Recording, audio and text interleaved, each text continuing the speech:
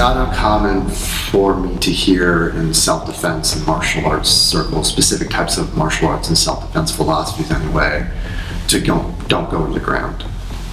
Well, that would be nice, right? That'd be nice if we could help that, but unfortunately we can't always help it. It's a common response for a lot of people when they go into fight or flight just to grab somebody and throw them to the ground or tackle them. They don't know what else to do. And so that's just what they do. Again, my coach is a 4th degree black belt in Brazilian Jiu-Jitsu, one of the most highly recognized coaches and professors in Brazilian Jiu-Jitsu and submission grappling in the world. And he will tell you that even he doesn't want to go to the ground if he can help it.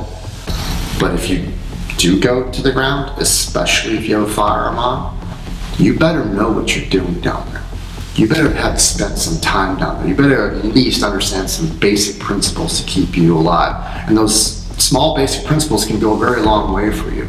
But thinking that you just are going to magically be able to figure that situation out might be a big mistake. You might be suffering from a little bit of Dunning-Kruger effect there, right? Where you might be dealing with, because you're maybe a beginner at this, you might be dealing with a little bit of what we call, what's known in psychology as illusory superiority, thinking that you can do more than you can actually do down there. Okay.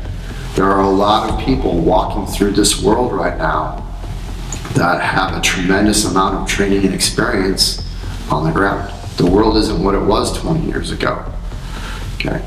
Now there's people all over the place that you would never suspect that have a high level of training and experience and skill on the ground in Brazilian Jiu-Jitsu or submission grappling. And chances are good, they don't look like much. Be careful that you're not judging a book by its cover. You don't know who you're tangling with. I've been there. Most of us who do grapple, and I do sport grappling too, but most of us who do grapple have learned that lesson the hard way, have been humbled the hard way.